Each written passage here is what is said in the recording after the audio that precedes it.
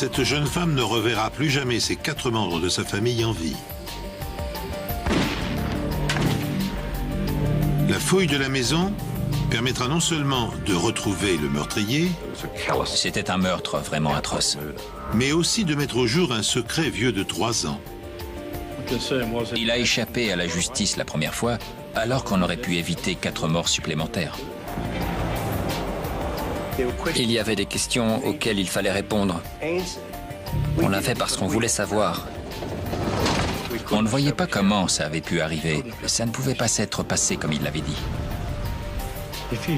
Si on examine les dégâts subis par les crânes, cette explication ne tient pas. Et dans son esprit, c'était sa façon, je suppose, d'expliquer ce qu'il avait fait. Plus on avançait et plus il était sur la sellette. Bonjour, soyez les bienvenus sur le plateau des Enquêtes Impossibles. Cette nouvelle série vous plonge dans le secret des experts comme si vous faisiez partie d'une équipe d'investigation. Pendant 3 jours, des membres de la famille Milosevic tentent de contacter Radmila et Tony, son concubin. En vain. Le couple ne répond plus au téléphone. Comme il est exclu qu'ils aient pu s'absenter sans prévenir ses proches, l'incompréhension et l'inquiétude augmentent. Une jeune sœur de Radmila décide alors de se déplacer pour prendre directement de ses nouvelles. Et elle ignore encore, bien sûr, qu'une vision de cauchemar l'attend dans la maison. Le patron de Tony a téléphoné pour dire qu'il n'était pas venu travailler depuis 2 jours et que ce n'était pas son genre. La voiture était dans l'allée et personne ne répondait. Dara a donc commencé à s'inquiéter. Âgée de 18 ans, Dara est la sœur de Rad. En regardant par la fenêtre, elle a vu du papier brûlé autour de la cuisinière. Et les plaques de la cuisinière étaient toutes rouges. Elle a voulu briser la vitre et entrer, mais son ami l'a arrêtée. Il lui a dit d'appeler la police. Il ne voulait pas qu'elle entre.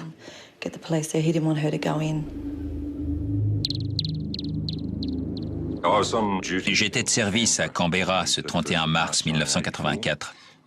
Avec un autre inspecteur, un jeune inspecteur. Et il n'y avait que nous ce jour-là à Canberra.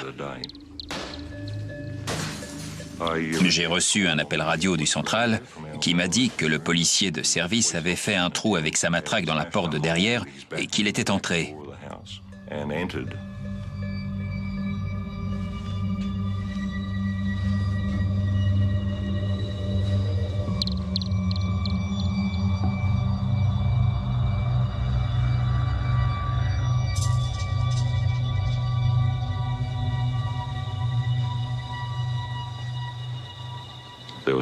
Il y avait une forte odeur d'essence dans la maison. De toute évidence, on avait tenté d'y mettre le feu.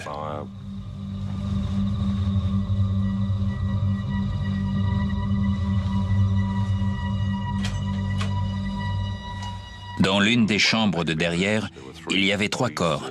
2 adultes, un homme et une femme, et une petite fille. Ils avaient été empilés et arrosés d'essence.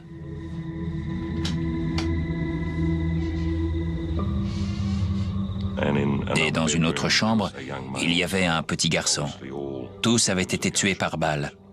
Nous étions jeunes à cette époque, il y a 20 ans, et on avait aussi de jeunes enfants. Alors c'était vraiment horrible. En fait, j'étais ailleurs avec son autre sœur. L'autre sœur de Rad. On était en boîte de nuit et un ami est arrivé et a dit à sa sœur que quelque chose de terrible était arrivé à Rad et à Tony et que nous devions partir.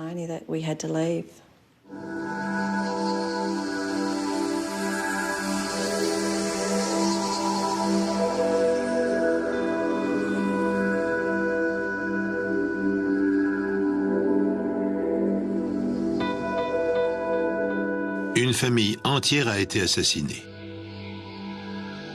Radmila Milosevic, Tony Baker, l'homme avec qui elle vit, et leurs 2 jeunes enfants, Danny et Lisa. Après nous avoir conduites à Richardson, ils nous ont fait attendre dans la voiture. Il y avait des rubans tout autour de la maison et quelqu'un est sorti pour dire à la sœur de Rad que Rad, Tony et les enfants avaient été retrouvés morts dans la maison. Elle a perdu la tête.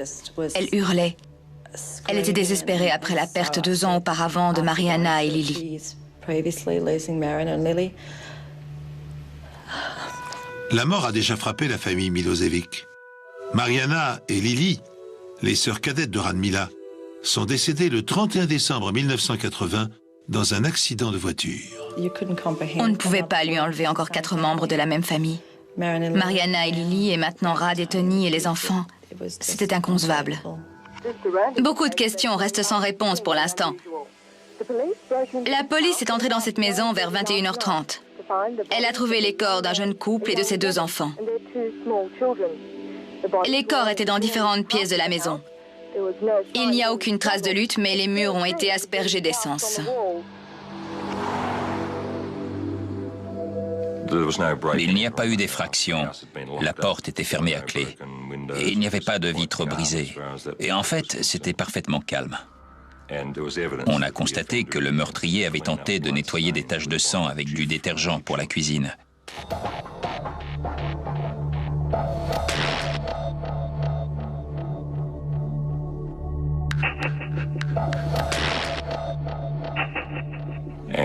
Et en voulant nettoyer les taches, il n'a fait que les étaler.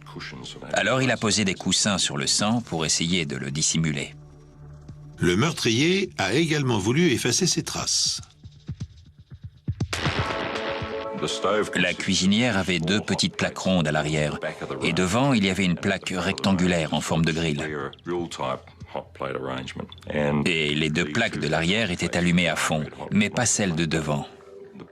La personne qui a allumé la cuisinière dans sa hâte a tourné tous les boutons dans le même sens, et la plaque de devant, sur laquelle elle avait posé le journal, ne s'est pas allumée parce que le bouton était dans le mauvais sens.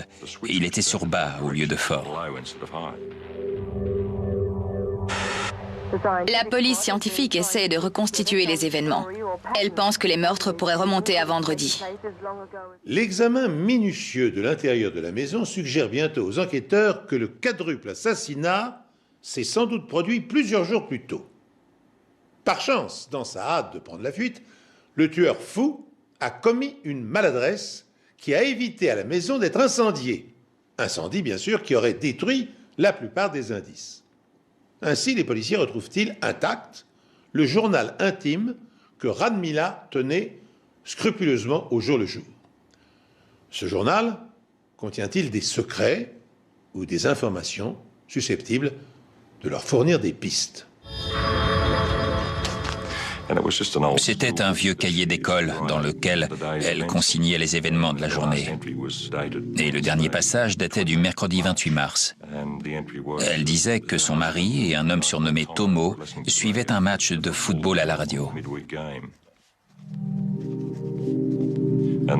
Ce dernier passage nous apprenait qu'il y avait une autre personne dans la maison à ce moment-là, quand ces gens étaient encore en vie.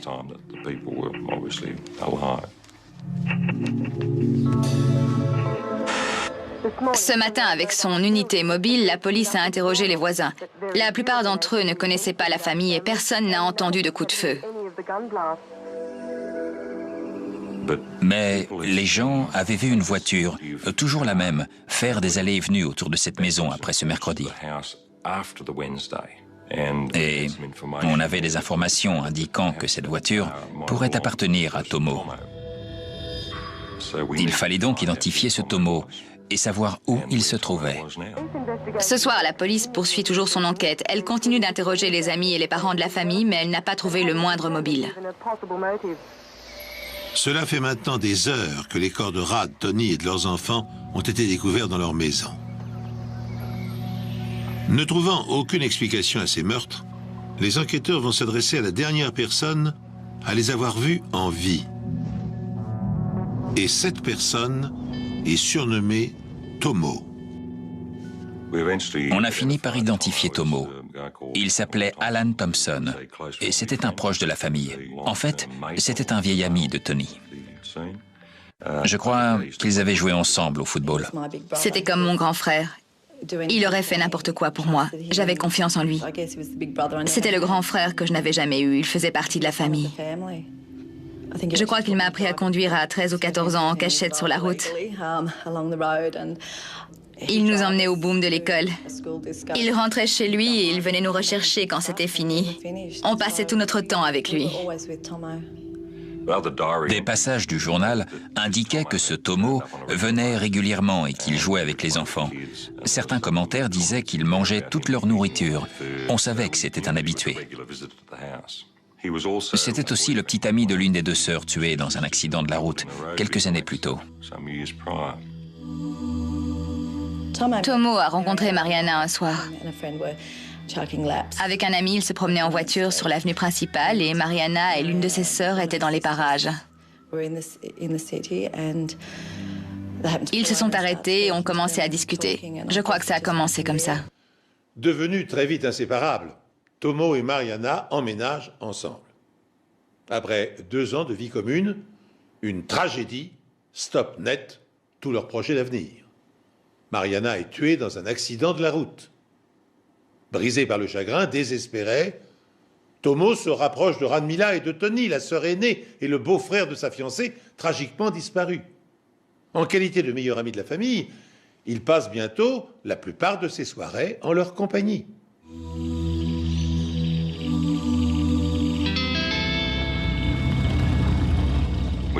On a aussi établi qu'il possédait un véhicule répondant à la description de celui qui faisait des allées et venues.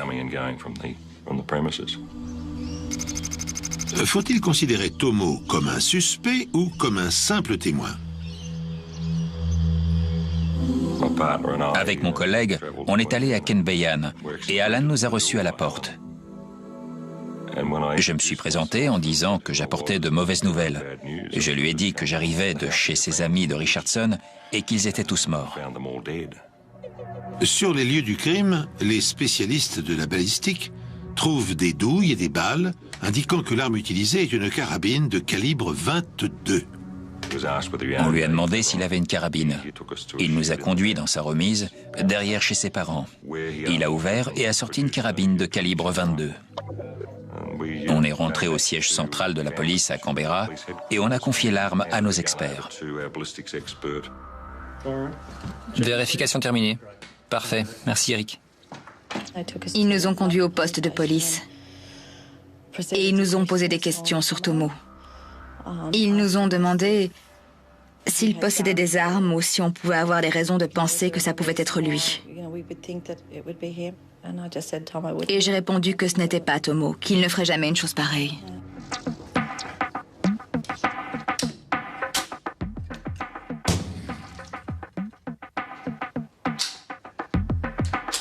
Au laboratoire médico-légal, le spécialiste en balistique tire des balles avec la carabine de Thompson.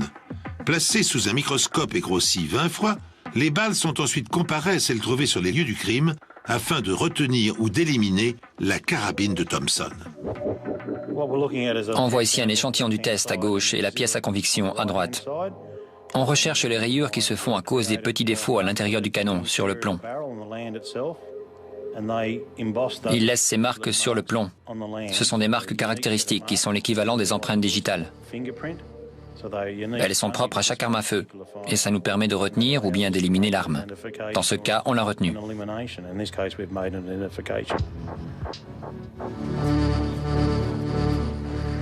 Le lendemain, on a appris que Thompson était allé dans une station-service à la sortie de Kenbeyan pour acheter de l'essence.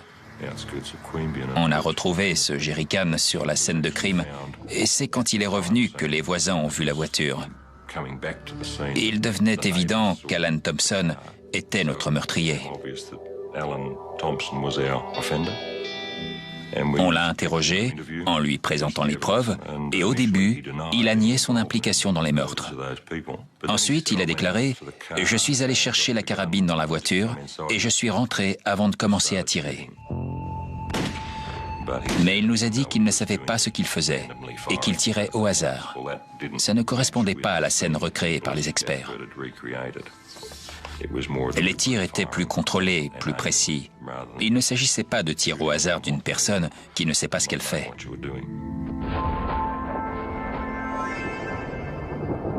Lorsque la balle sort du canon d'une carabine, elle projette des résidus de poudre dans l'air. Tu peux vérifier que je suis en contact? Plus le canon est proche de la cible et plus ces résidus sont concentrés autour de l'orifice d'entrée de la balle. Prêt? Feu! plus il est éloigné, et moins ils sont denses. Les experts comparent les résultats obtenus avec la carabine de Thompson aux résidus situés autour des impacts de balles sur ses victimes. Ils parviennent ainsi à établir la distance le séparant de chaque membre de la famille lorsqu'il a appuyé sur la détente. Feu!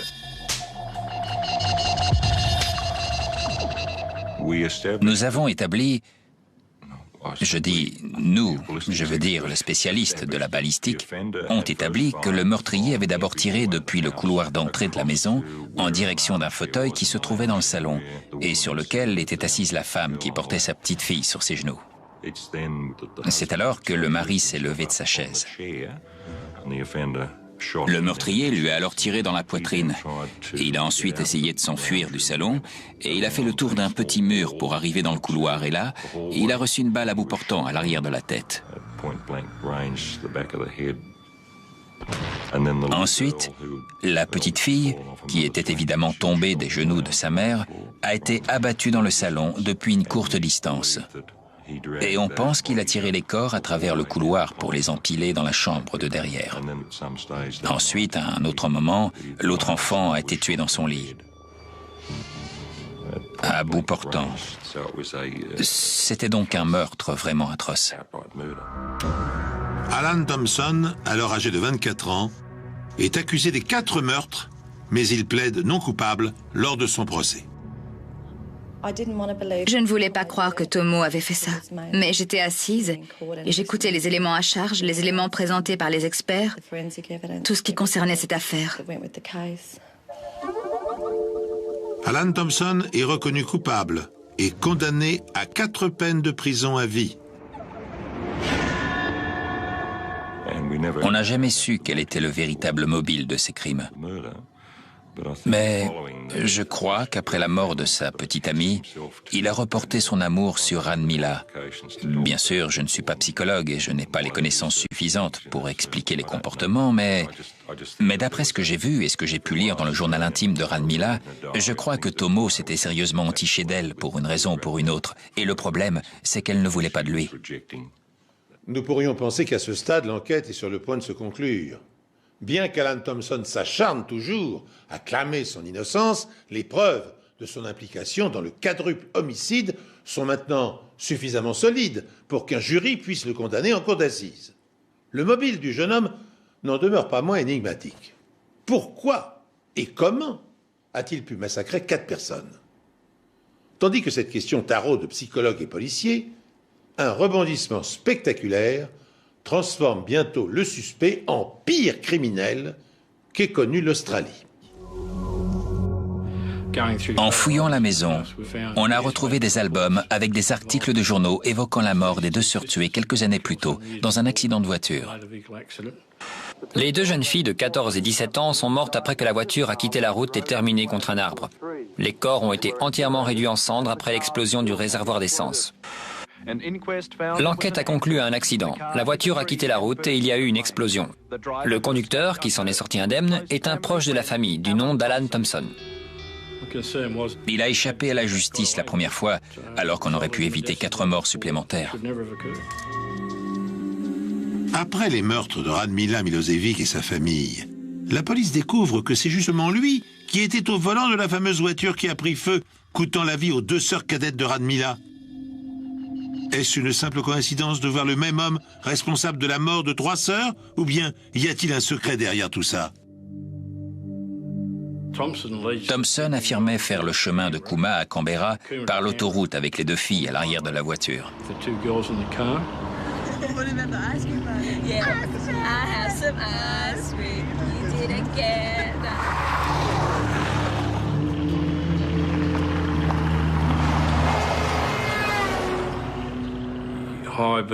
C'est une voiture arrivant à grande vitesse dans l'autre sens qui les a fait sortir de la route.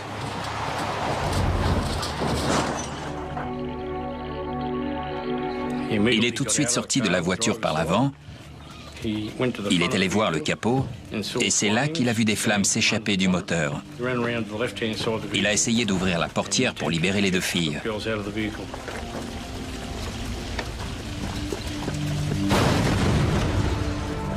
Mais La voiture a très vite été engloutie par les flammes et les 2 adolescentes sont mortes à l'intérieur. On m'a appelé à mon travail pour m'annoncer que Mariana et Lily étaient mortes et que Tomo avait été brûlé au bras en essayant de les sortir de la voiture.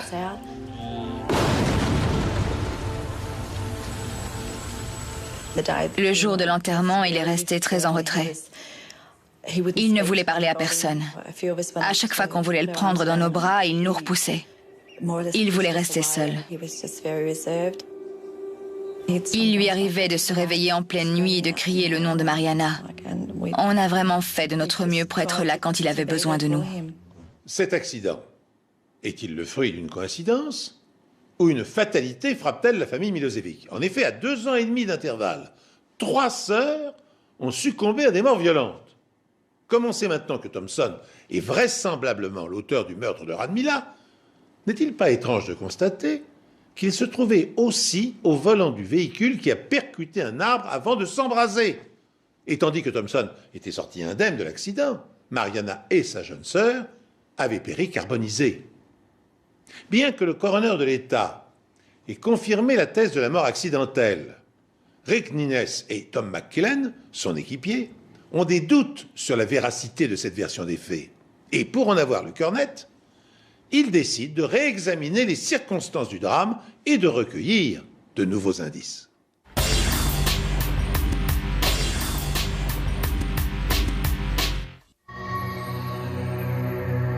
Mariana Milosevic et Alan Thompson sortaient ensemble.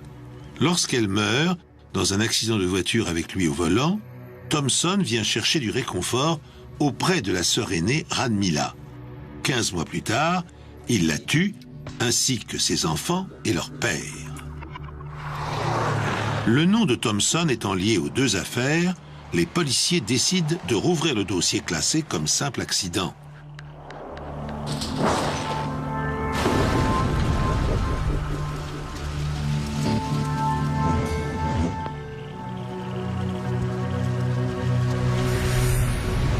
Le secret d'Alan Thompson est révélé au grand jour et les véritables événements de cette nuit-là sont finalement retracés avec précision. Le dossier faisait mention d'un accident de voiture et rien de plus. Mais on trouvait le dossier incomplet. Les éléments ne permettaient pas de conclure à 100% à un accident. Il y avait des questions qui n'avaient pas été posées et qui auraient permis d'y voir plus clair sur sa version des faits. Heureusement pour nous, les pompiers avaient pris énormément de photos du véhicule et en les regardant de plus près, on s'est aperçu que le témoignage de Thompson ne correspondait pas du tout à ce que montraient les photos de l'accident. S'il roulait à la vitesse qu'il avait prétendu, la voiture aurait subi beaucoup plus de dégâts que ce qu'on pouvait voir sur les photos.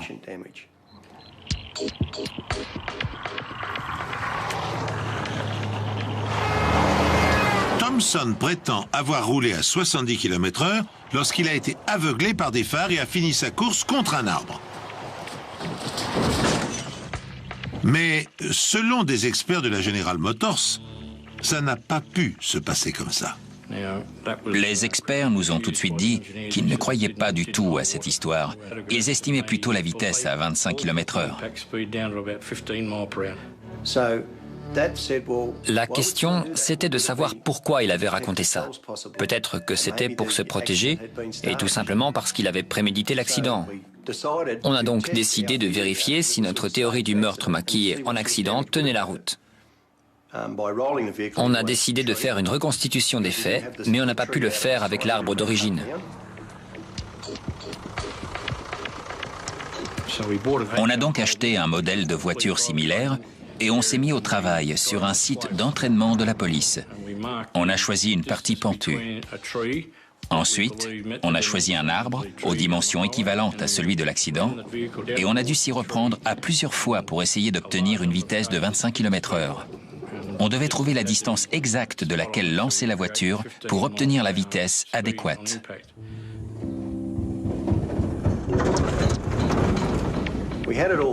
On avait tout mis en place. Chacun avait son rôle. Moi, je devais chronométrer la scène et Rick était là pour observer. On avait prévu un chauffeur qui avait accepté de faire la cascade avec tout le matériel de sécurité adéquat. Mais en voyant la pente de plus près, il a finalement trouvé l'expérience un peu trop risquée à son goût.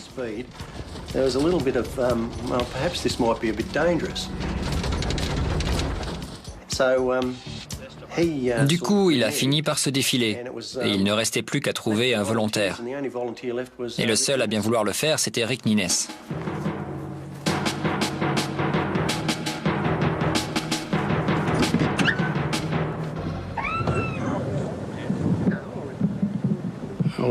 Il fallait bien que quelqu'un le fasse. Et comme il n'y avait plus que moi, j'ai décidé de le faire. Il s'est installé au volant et on l'a lancé à pleine vitesse contre l'arbre.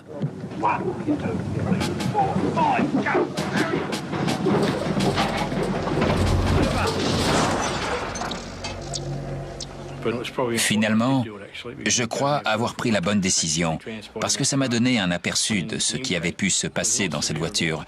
Et l'impact n'était pas si terrible que ça. Bien sûr, la voiture était complètement cabossée, mais ça ne pouvait pas avoir tué 2 personnes. On voulait pouvoir être sûr de ce qu'il s'était vraiment passé. Si on voulait rouvrir l'affaire, il fallait qu'on ait des éléments concluants à montrer.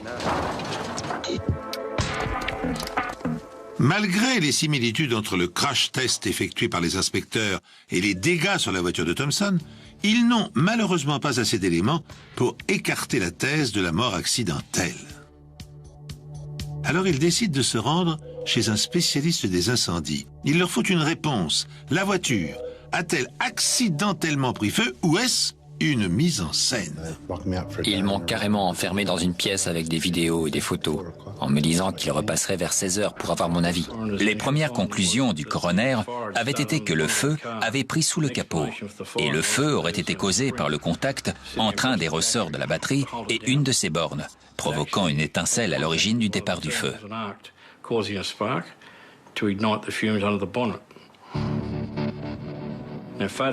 Sur les photos, on pouvait voir la voiture remorquée par une dépanneuse et tout semblait indiquer que ses phares étaient encore allumés.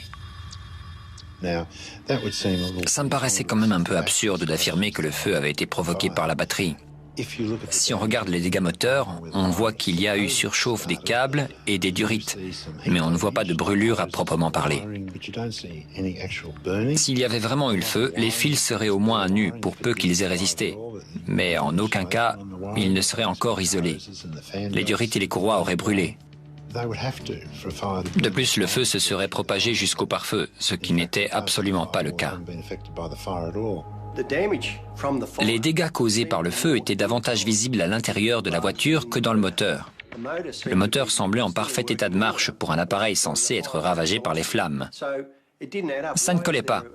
Pourquoi y avait-il des traces de feu dans l'habitacle et pas dans le moteur alors qu'il était censé être parti de là? Pour Tom McKillen et Peter Thatcher, l'expert en incendie du centre médico-légal, trop d'invraisemblances décrédibilisent la version des faits fournie par Thompson. Ce dernier affirme en effet qu'après le choc, le feu s'est propagé du moteur à l'habitacle en quelques minutes. Or, à moins d'utiliser un accélérateur de combustion, une voiture ne peut pas brûler complètement car, en dehors du réservoir, des pneus, des sièges et des garnitures, peu de matériaux sont inflammables. Pour lever le doute, les policiers décident de reconstituer l'incendie en utilisant une voiture identique à celle que conduisait Thompson. You got the stopwatch going? Yeah.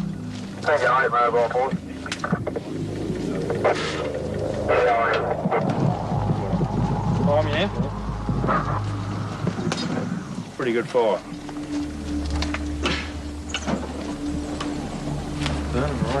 That's what we wanted. Starting to drip through now at the bottom. That's got more oxygen food in it too. On a commencé par arroser le moteur d'essence, une quantité équivalente à celle qui était censée s'être échappée du carburateur.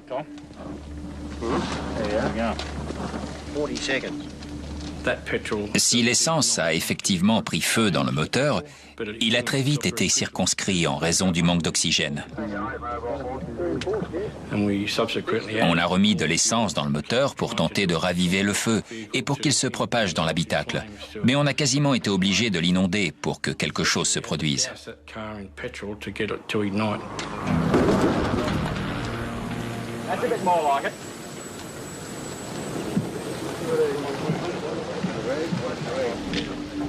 On a dû utiliser une sacrée dose d'essence pour qu'enfin les flammes traversent le pare-feu et envahissent l'habitacle.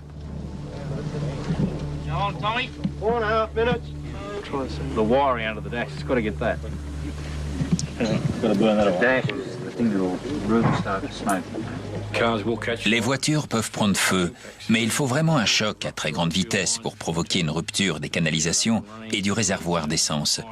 Et pour en plus élever le feu au degré de chaleur suffisant pour sa propagation, il faut une grande quantité de produits accélérants tout autour.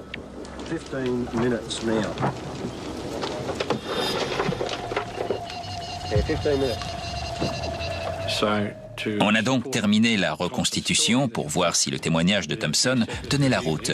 Mais on n'a pas pu découvrir ce qui s'était vraiment passé. Ça voulait dire que son histoire ne tenait pas debout.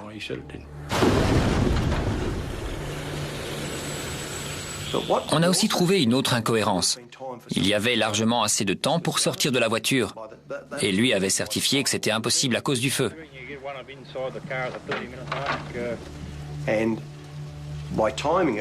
En chronométrant la scène, on a pu établir qu'il y avait donc un deuxième point de son témoignage qui ne tenait pas la route. Il avait largement le temps d'entrer à l'arrière de la voiture, vu la quantité d'essence qu'on avait dû utiliser pour que la voiture s'enflamme.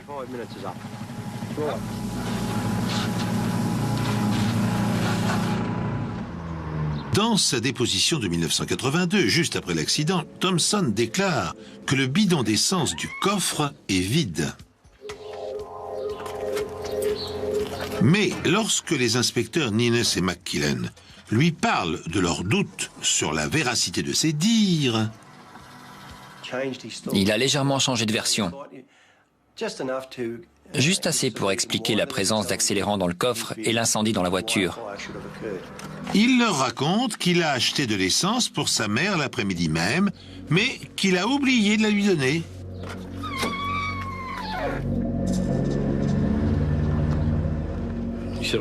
Il nous a dit que le bidon était dans la voiture et qu'il avait dû se renverser et prendre feu. Il leur affirme n'avoir rien dit à l'époque de peur d'être tenu pour responsable de l'incendie. Les inspecteurs se trompent-ils ou leur intuition est-elle la bonne? La réponse est sous leurs yeux. Mais ils ne le savent pas encore. Alan Thompson a tout d'abord affirmé qu'il n'y avait pas de bidon d'essence dans sa voiture la nuit de la mort de sa petite amie et de sa sœur cadette dans l'incendie. Mais 3 ans après, il change sa version. Il affirme cette fois qu'il y avait bien un bidon d'essence dans la voiture et que celui-ci a dû se renverser. Thompson a-t-il menti pour éviter d'être tenu pour responsable de l'incendie ou s'est-il parjuré pour une autre raison?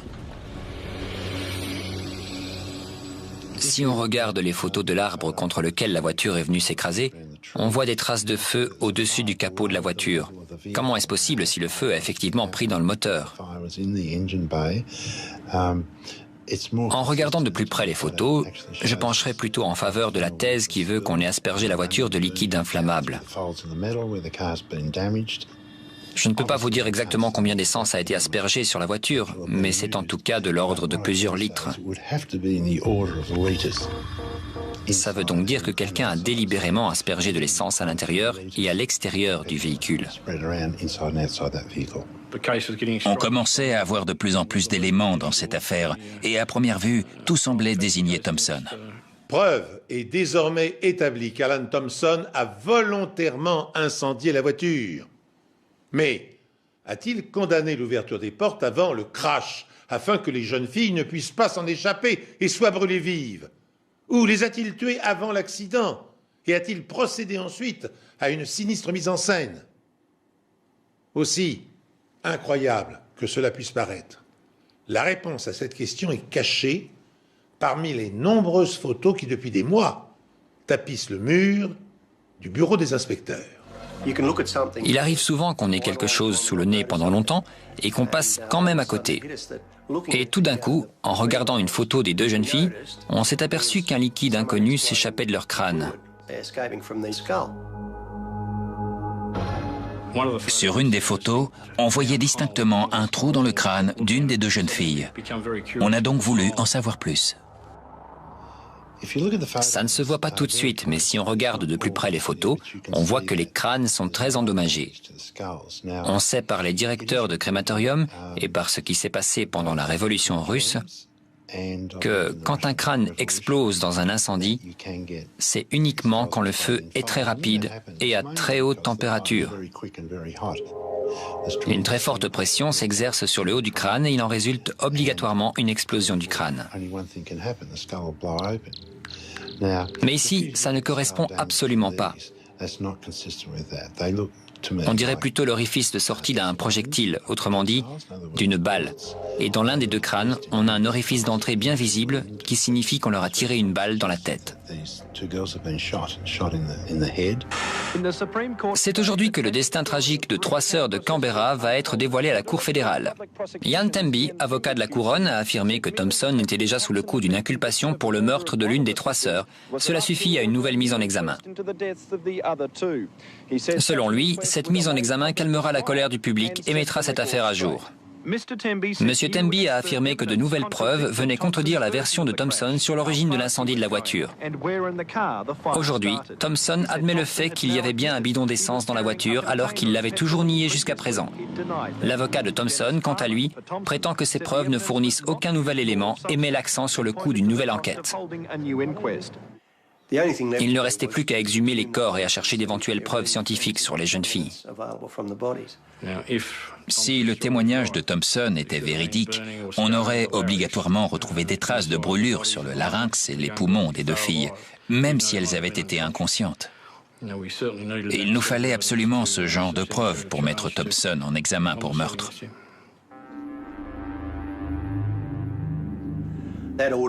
On a donc donné l'ordre de procéder à l'exhumation des corps.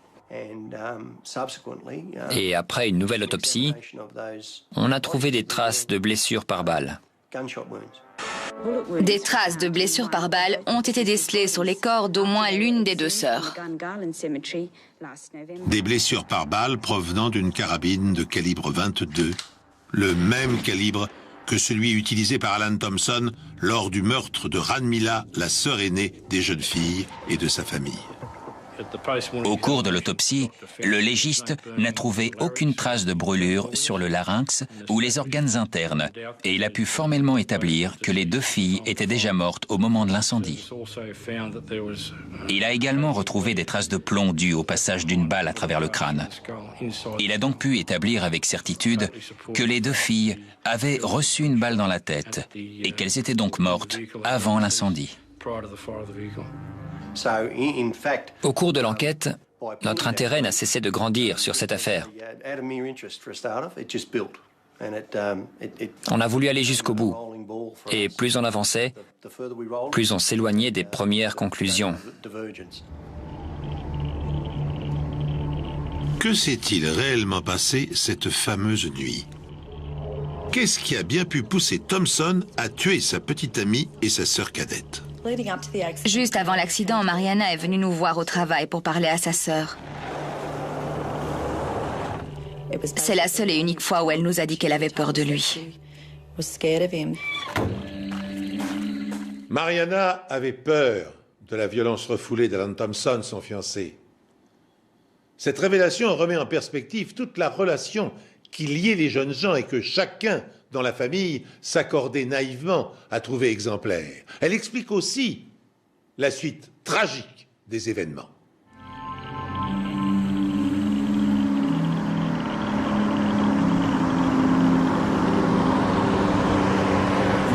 He's talking shit now. Can you just stop yelling at her? I'll do what I want, all right? Excuse me. La sœur cadette avait prévu de passer le week-end avec eux. Il y avait de la séparation dans l'air. La jeune fille avait l'intention de le quitter et lui ne voulait pas en entendre parler. Et on pense que sa sœur était là pour l'aider à franchir le pas. support her sister in the breakup.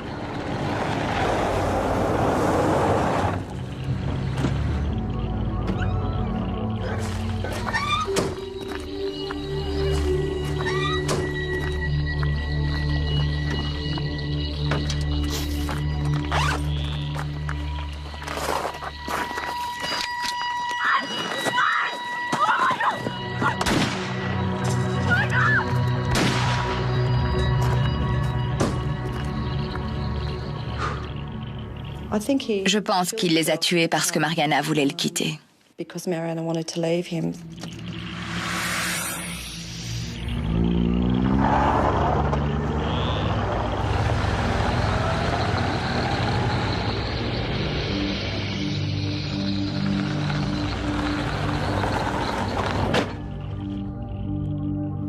Mariana était venue nous voir au travail pour nous dire qu'elle commençait à avoir peur de lui et qu'elle voulait vraiment le quitter. She didn't want to be with him anymore.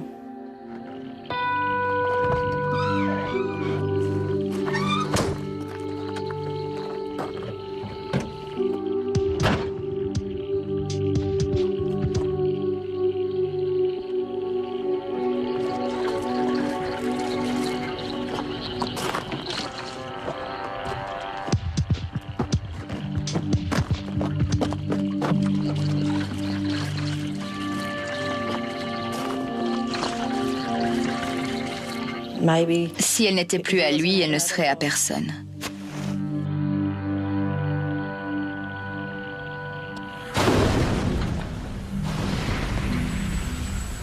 Why Mais pourquoi a-t-il pris aussi la vie de Lily et puis celle de Rad?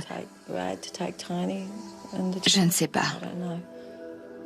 Well, there's a definite... Il y avait de vraies similitudes dans le mode opératoire des deux affaires. Dans les deux cas, l'arme utilisée était de calibre 22. Les victimes avaient toutes été tuées d'une balle dans la tête et à chaque fois, Thompson avait voulu maquiller les meurtres en prétextant la mort dans un incendie. Il y avait donc une vraie corrélation entre les deux affaires. 4 ans après les faits, Alan Thompson est reconnu coupable des meurtres des 3 sœurs Milosevic, de Tony et des enfants du couple. Mais quel mobile a poussé le jeune homme à commettre de telles atrocités? La peur d'être abandonné par sa petite amie, répondent les psychologues de la police, ne trouvant pas d'autres explications. Puis, pour le massacre de la famille, la frustration et le désir inassouvi d'avoir été conduit par Anne Mila dans ses tentatives de séduction. Ces arguments consternants bouleversent l'entourage des Milosevic. Il a trompé tout le monde. À son arrivée, tout le monde le voyait comme un gentil garçon, toujours très attentionné. La famille Milosevic lui faisait confiance. Mais après les meurtres à Richardson, on a compris qu'il était le seul responsable. Thompson est finalement condamné à 2 peines de prison à vie pour chacun des 2 meurtres qui viennent s'ajouter aux 4 peines précédentes.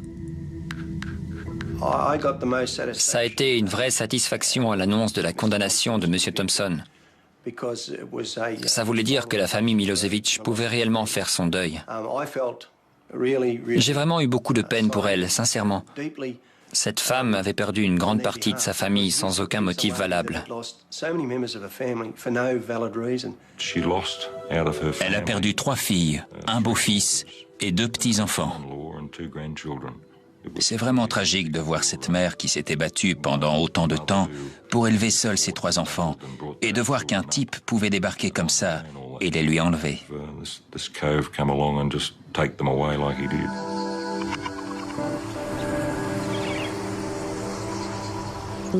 Aujourd'hui, après 20 années plutôt étranges, la vie reprend son cours.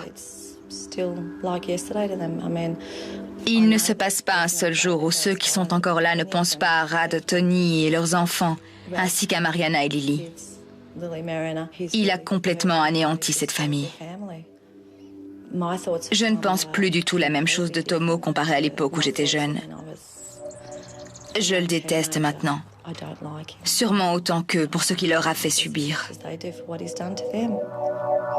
À leur façon, Bronwyn et la famille meurtrie ont réussi à rayer Alan Thompson de leur vie. À l'origine, le nom de Tomo figurait sur la pierre tombale de Mariana. Il y avait écrit « Avec tout l'amour d'Alan ». À cette époque, il le croyait vraiment amoureux d'elle, mais après tout ça, on a rayé son nom. Bien entendu, on ne vit plus dans une société qui applique la loi du œil pour œil, dent pour dent. On ne peut pas ramener les morts à la vie, on ne peut pas remonter le temps, mais aujourd'hui, les gens en général aiment voir ce genre de criminel puni pour ce qu'il a fait. Alan Thompson se trouve derrière les barreaux depuis plus de 20 ans maintenant. Il purge sa peine dans une prison de haute sécurité.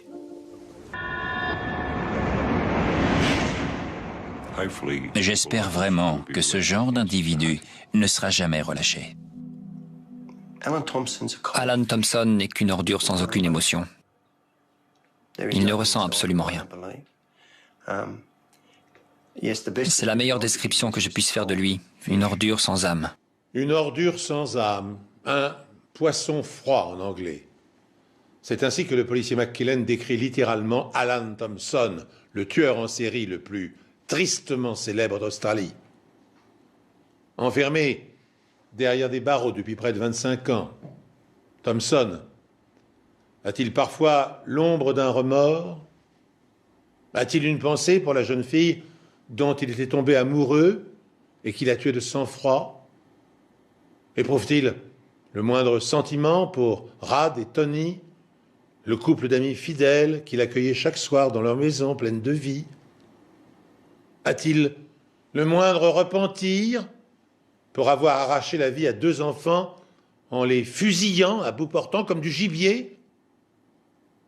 Sincèrement, j'ose l'espérer, à moins que son esprit fêlé ne reste sourd aux murmures de sa conscience, comme les bruits du monde extérieur sont étouffés par les murs infranchissables de la prison où il croupit. Bonsoir.